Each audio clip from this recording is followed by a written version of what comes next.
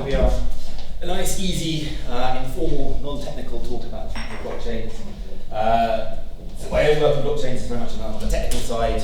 There's actually lots of really interesting work happening at the moment in the blockchain space, if you like. So there's lots of people working on stuff at the intersection of like distributed computing, cryptography, methods of design, political science and stuff. There's lots of interesting stuff going on.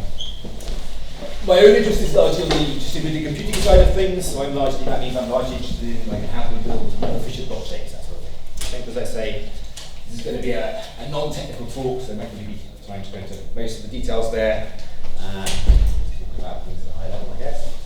So, let's start at the beginning. So I guess the first basic question, so what is a blockchain? So at a high level, a blockchain is just a procedure for reaching consensus amongst a group of participants.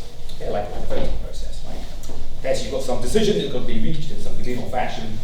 Okay, you want to go through a process in order to reach that decision.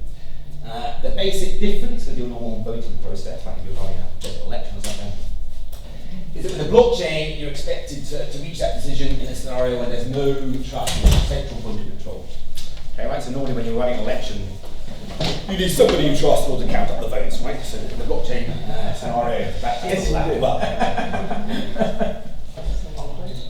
So that makes it fundamentally a more difficult task. Again, it's a surprisingly tricky task. And another, I guess, less deep, but basic difference is that normally blockchains are set up to gear towards making a continual sequence of decisions, right, rather than a single decision. Okay, so to make that more concrete, let's see an example. So you might think of, let's imagine there are 6 different Google servers in different countries around the world. Let's imagine they're tasked with maintaining a single database between them. Okay? And what you want is in a scenario where like different servers might be receiving different instructions at different points in time, and different instructions on how they should update the database, that sort of thing. And in a scenario where maybe some of those servers might be breaking down from time to time, going offline or whatever, what you want is that somehow, as a whole, this group of servers maintains this common database. Okay, so that's what the blockchain does for you. You use a blockchain so they all remain in sync. So yeah, so blockchains are well understood in computer science. They've been studied since at least the 1980s or so, and they're commonly used by companies like Google and Facebook in order, as I said, to keep their servers in sync. So given that fact, you might ask, well, but what then is the innovation of Bitcoin? Well, the scenario I was talking about just then, when we were imagining the Google servers, that was kind of easier than it might otherwise have been. Basically because we know precisely who's involved in the process. Right? So presumably Google knows which servers they own. So as you're carrying out this protocol, you know exactly who you have to talk to. And that makes it easier. So the fundamental innovation of Bitcoin is that it's a blockchain protocol that works even when we have no idea who's taking part. Okay, so now you have a scenario where anybody can come along and join in the process. Anybody can come along and they can come and go as they please. Okay, so Bitcoin allows permissionless entry and exit as a normal term. Okay, and that's much harder to achieve. That's the thing that's clever about Bitcoin. Okay, so that's what a blockchain protocol is, and then once you have a blockchain protocol, what can you do with it? Well, fundamentally, basically, blockchains can be used to give a decentralized implementation of any service that would normally be provided by a centralized entity, like a company or a government. So, for example, blockchains can be used to implement currencies. That's what Bitcoin does. That's what cryptocurrencies are. It's just a currency implemented using blockchain technology. And a side question that comes up there is how can digital tokens have value? So by a digital token, I just mean like a digital object that's tradable. Yeah? And that can happen in a number of different ways. So Bitcoin is speculative, right? So the price of Bitcoin could crash, and there's a fairly simple sort of calculation that goes on there. So I guess there are some people who believe that Bitcoin will end up being the world currency, right? So as far as they're concerned, they look out, they see the number of dollars out there in the world at the moment, there's a number of Bitcoins, that's 21 million. They do a division, you can work out each Bitcoin is going to be worth lots of money, so it's a good idea to buy, right? If that's what you think, right? Some people won't believe that, other people might think, Bitcoin is going to become the digital gold, in which case they can do a similar calculation and work out it should be worth lots of money, and it's a good idea to buy now. So in those scenarios, obviously the price is speculative, it can go up and down, it can be very volatile, but there are other ways that digital tokens can have much more concrete forms of value. So for example, it could be the case that a digital token represents let's say, a month's subscription to some social media site. Right? It could be the case you can cash that token in for a month's subscription. And in that scenario, as long as you believe that the month's subscription is worth something, then the token's worth something. Okay, that's one scenario. Or even more concrete than that, it could be the case that you can cash your token in for an actual dollar. Right? That's how stablecoins work, or some stablecoins work. So we can run things in the following sort of way. Maybe if I give you $1, you'll give me a digital token. I can then take that away and use it on the blockchain to interact with other people and so on. And the promise is made that if anybody gives the digital token back to the first guy there, they'll get the dollar back. Okay, so there are lots of different ways they can have value. Some of those are more volatile, some are less volatile. Yeah, so currencies, that's one thing you can do, because I said you can potentially apply the technology much more generally than that, right? So, for example, blockchains could be used to implement things like social media sites. Okay, so that would then be a social media site like Twitter or Facebook or whatever, but implemented in a decentralized way. So there's no one single point of control. And the hope would be that if you do that properly, then it's be somehow more democratic. Right? Okay, so those are some of the things you can achieve using blockchains. And then there's still the basic questions of what's the point of blockchain, right? Because in all those instances, you could do it in a centralized fashion, right?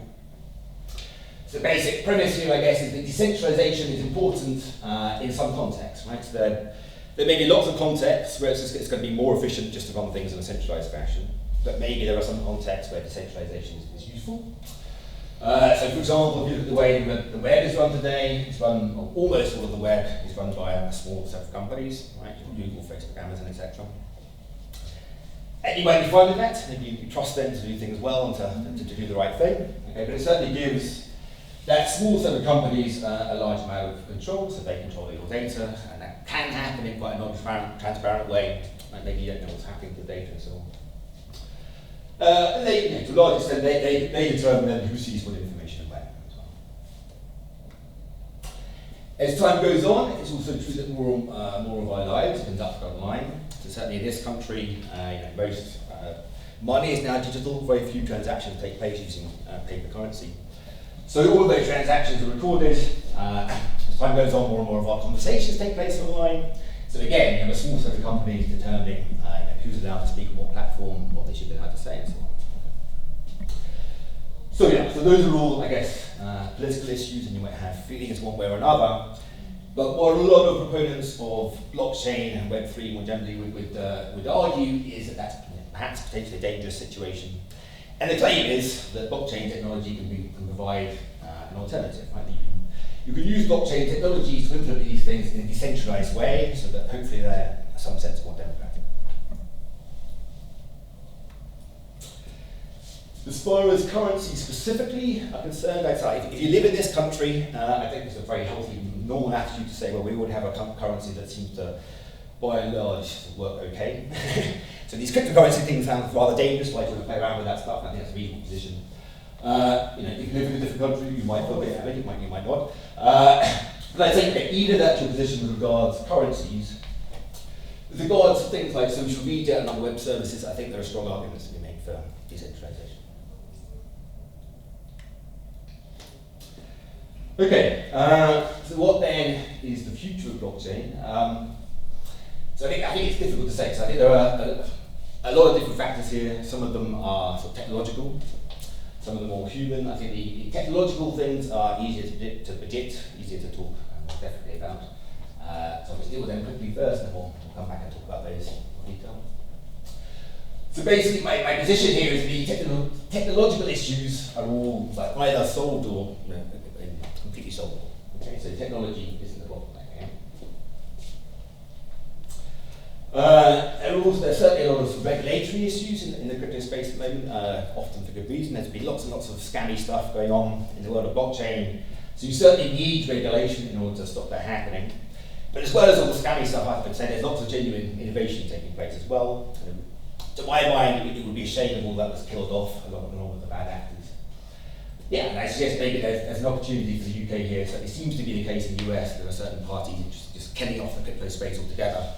So maybe if the UK has a different attitude, then you can make opportunities there.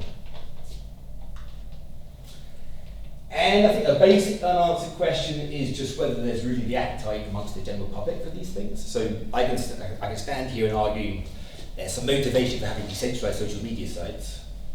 But if I build one and people aren't actually interested in that and no one turns up, then it won't work. So I think that's very important. Okay, so for the rest of the talk, then I'll just talk a bit more about the technological stuff, not very much detail, just at a high level.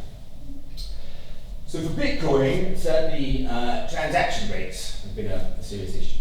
Okay, so Bitcoin can process like 7 transactions a second.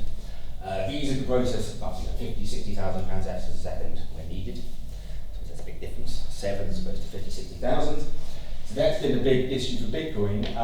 The good news there is that's entirely solvable. So Bitcoin is a very clever protocol, but people have been working this stuff since 2008, and we now have much, much better protocols. So first of all, I mean, you can build new versions of the basic blockchain, and we have much more efficient versions of that.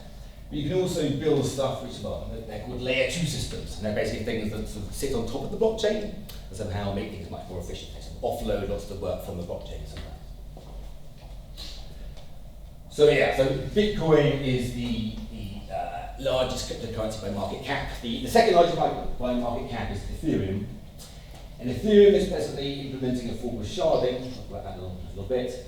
I think it's safe to say it'll soon be able to process something like 100,000 transactions a second. So what is sharding? So a basic bottleneck if you're implementing a blockchain. So let's imagine we're implementing a blockchain for the purpose of cryptocurrency. It's going to process all these transactions. So normally the way a blockchain will work is that basically all participants have to process all of the transactions. Okay, so obviously that puts a fundamental bottleneck on how quickly you can do things. So sharding is basically an approach to getting around that problem. So using sharding, whatever that is, it basically means you can maintain the security of the blockchain while it's not the case that everybody has to do that absolutely everything. So that's one approach. Another approach is the Lightning Network. Okay, so that's something that sits on top of Bitcoin and allows transactions to be processed much more quickly. Other issues, so Bitcoin famously uses a huge amount of energy. If I look it up occasionally, it keeps on changing, it keeps on being more and more. But I think last time I looked, it uses more electricity than Holland using. So that's certainly an issue. Again, though, this is in fact entirely solved. So if you look at, so Ethereum again is the second largest cryptocurrency by market cap. And they implement a system which is called proof of stake. It doesn't really matter what that is, but basically it avoids that issue. So now there isn't a massive energy wastage. And that's just a proof of stake originally had a bad name, but it's also better in the other ways. It's much more secure, very similar. Then other potential issues. So there's the problem that Bitcoin nodes, that's just people participating in the blockchain, they require large and growing storage capacity. Again, though, that's entirely solvable. So overall, the basic message here is that all the technological problems are solvable. Technology isn't the bottleneck here. Okay, so I'll finish with some final comments. So I'd say, the future of blockchain is uncertain for some of the reasons I've discussed, particularly maybe the regulatory issues. The basic point I want to make is that technology is not the bottleneck. I think all technological issues are entirely solvable. I'd say there are good motivations for encouraging the innovative technology to be developed. So, thanks for listening.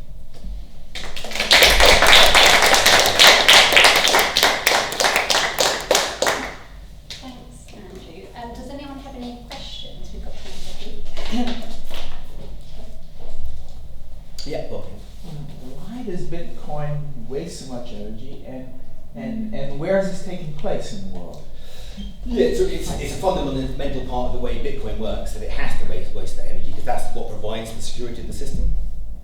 Basically, if you want to double spend on Bitcoin, if you want to make the system break down, then you basically just have to spend more money on the mining process. You have to expend more energy than the honest guys are doing. So that's exactly what gives it the security. As to where it's happening, for a while it was largely happening in China because they have cheap electricity, but then at some point China, I think, made it illegal. It's moved around the world, so it happens in various different places around the world, normally where electricity is cheaper, I guess. Thank you. Question here. A couple of questions actually. One of them was, I agree with what you're saying about, the technology will follow basically if people want this. So I guess the key question is, what do you think is holding back the take up? And is that a behavioural thing, risk averse? Because that's a global issue. It's not individual cultures or countries. And the second question was about central bank digital currencies and what that might do to change the landscape. Okay, so the first was what's preventing the uptake. I guess, so Bitcoin comes out and it's an exciting new idea, but it's initially basically quite rubbish, right? You can only do 7 transactions a second, so the technology basically isn't there. So I think we're just getting to the point now where you really have systems that can take high volume, and it'll be interesting to see, people, as I say, right now, people are building all sorts of interesting different products, including things like decentralized social media sites and that kind of stuff. So it'll be interesting to see whether there is the appetite for that, whether people are genuinely interested in those things. I don't know, but it could certainly happen. I mean, as I say, in terms of, I guess 5 years ago, I think that wasn't possible because the technology wasn't there, but now it basically will be. In terms of the government, central banks, I guess there are many different possible things that can happen there. So initially it sounds like there's a contradiction, right? Because the basic idea is that the whole thing should be decentralized, there shouldn't be the central point of control. On the other hand, there are reasons for doing that sort of thing in terms of transparency and this sort of thing. I don't want to. I guess my initial reaction there was it sounds like a ridiculous idea, but if you open your mind, there are potentially interesting things that can happen that could be good things.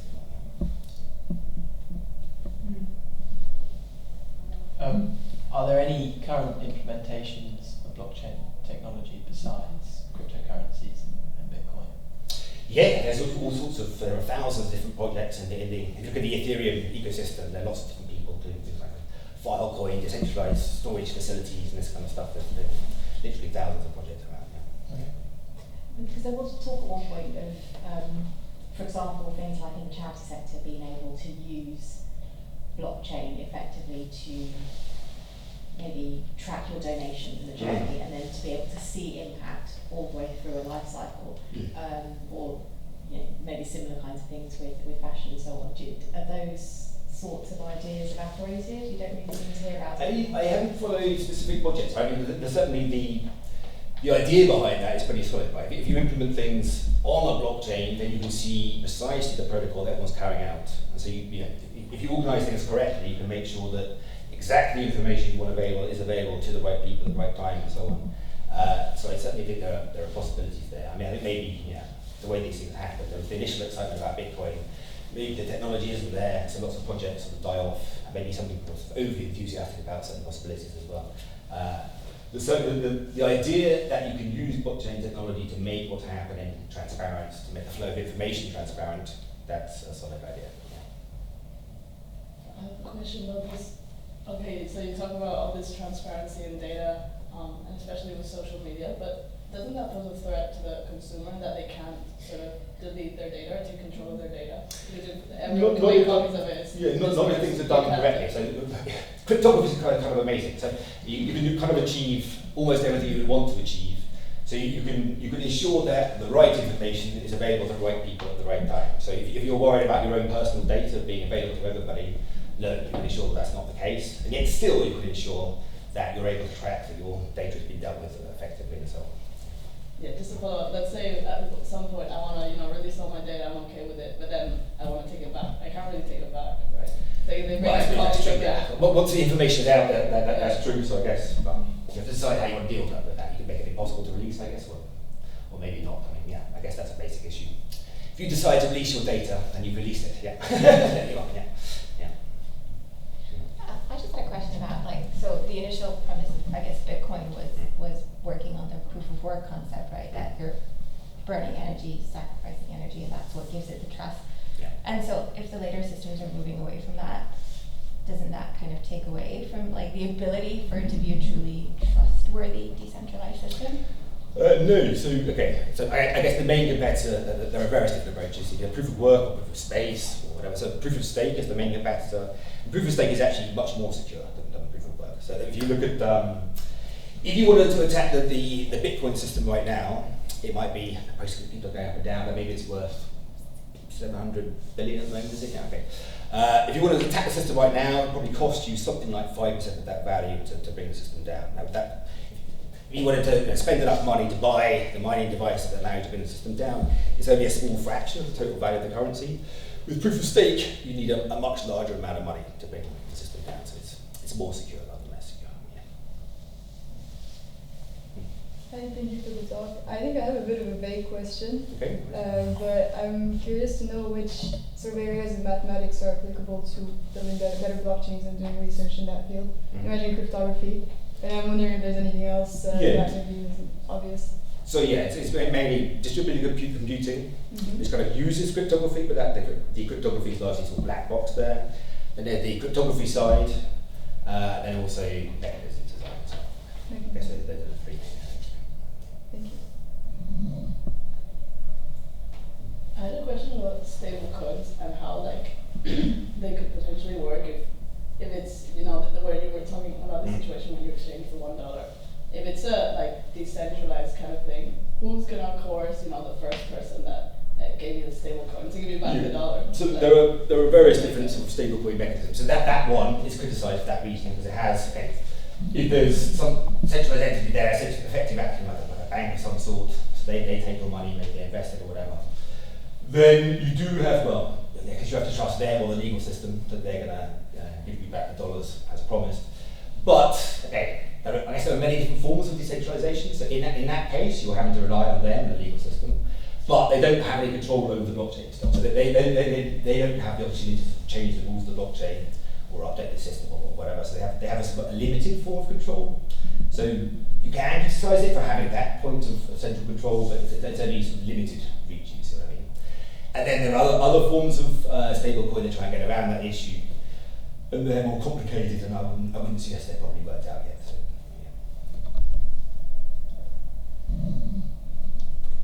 I had a question, that's great. I think you mentioned in your talk that there's a bit of an opportunity for the UK. Do you anticipate how the UK might approach the balance between regulation and innovation? Are there any signs about how that might go? I'm not an expert on the regulatory side. I mean, I hear that Rishi Sunak is keen on this stuff than some people, right? I mean, I guess what I hear largely is from people who are in the US, and their picture tends to be quite negative. You have a lot of people who I would say, largely speaking, don't really know what they're talking about. They just basically want to shut everything down. So yeah, it seems to me that there's an opportunity there. If you take a different attitude, there's lots of money being invested. It could be invested here. As regards to the specific regulation which is going through, you should ask the lawyer. What is sharding?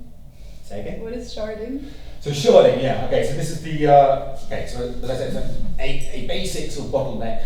There are a bunch of different bottlenecks if you're trying to build an efficient blockchain. You want to process transactions as fast as you can. There are a bunch of different sort of bottlenecks there, but one fundamental bottleneck is that the standard way a blockchain operates is every single node in the system has to process every single transaction. So that means if you want, let's say, a mobile phone to be a node in the system, well then you can't process transactions that fast because a mobile phone can only process transactions at whatever speed it is, right? You can't process, let's say, 2 million transactions a second. So sharding is an approach that says, okay, we're going to somehow maintain the security of the blockchain, but we're going to sort of divide up the work so different people are processing different transactions. And that's surprisingly hard to achieve, but there are various different ways you can do that. As I said, that's so Ethereum in particular, and various other blockchains